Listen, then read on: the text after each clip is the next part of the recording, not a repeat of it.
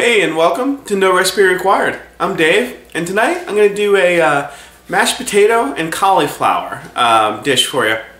Obviously, both of those things, they're mashed together. They form essentially a puree, a potato cauliflower puree.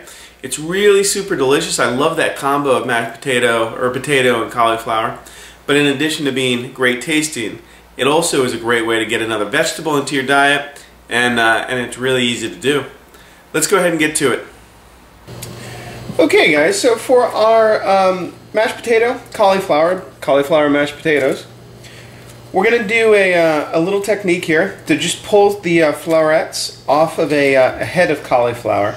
Now they usually come like this. They've got these big thick leaves on the outside, and then what we're obviously interested in is the white center part. So go ahead and just peel back some of those leaves, and they should break off. If they don't, then you can always take a knife and come in and just kind of cut them off. But these ones snap off pretty easily. Now essentially all these heads, they join in at the core here.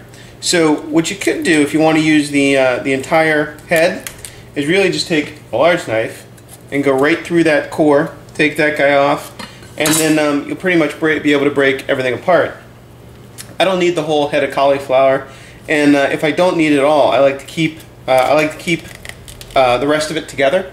So I like to use a small knife here and just kind of start digging in a few inches, literally just sawing through this way.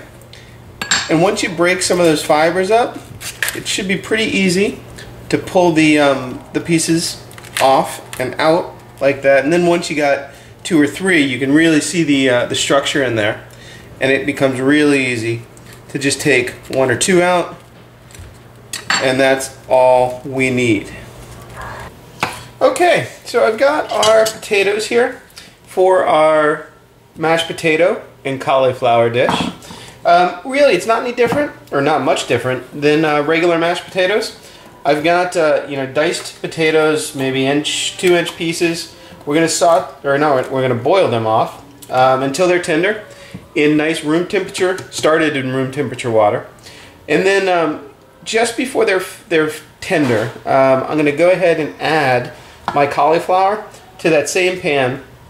Cauliflower, we also want to get this tender, but it'll take a lot less time than potatoes. So while these will take maybe 20 minutes, these will take 7, 8. So we're just going to get these started. We'll add them together, and then frankly we just blend them all together. Let's keep going.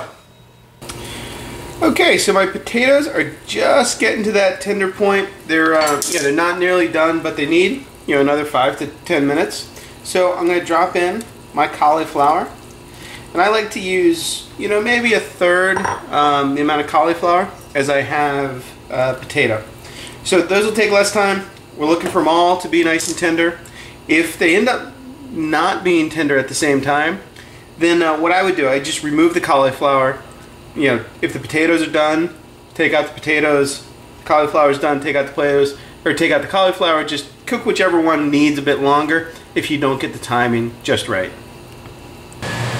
Okay, so I've got my cauliflower and potatoes fully cooked, nice and tender. My cauliflower actually took about 1 minute or 2 longer than my potatoes, so I just pulled the potatoes out and let them sit. Now I'm going to add them to a food processor to blend them up together and essentially create a puree. You want to add in your salt, good amount of salt. This potatoes can definitely take it, and pepper. And then just like we're making mashed potatoes, I want to add a couple tablespoons of butter, and the residual heat in those potatoes will melt those, and cream. Now you can always add more butter and cream, so be a little careful when you first do it. And then we're just going to pulse this together. Now you do want to be careful. You don't want to over pulse potatoes like this or over mix potatoes like this, because they can get kind of gummy. So do it a few times and then get it going until it's nice and smooth. But you don't want to hit it and walk away for a few minutes. Okay, after about a minute of pureeing, I've got a nice smooth texture to it. You want to give it a taste. I still taste a couple lumps in there, tiny little lumps, but that doesn't bother me. You can certainly go a little bit longer if you really want to get rid of them. Nice thing about this is you can do it ahead of time as well. and you know, easily just put this in the fridge, whip it out when you want to, and just reheat it. Let's go ahead and plate this up. Okay, we've got our mashed potato and cauliflower here, serving it family style, just in a nice big bowl. Bring that right to the table, and I guarantee you, you're going to have some happy people. I'll see you next time on No Recipe Required.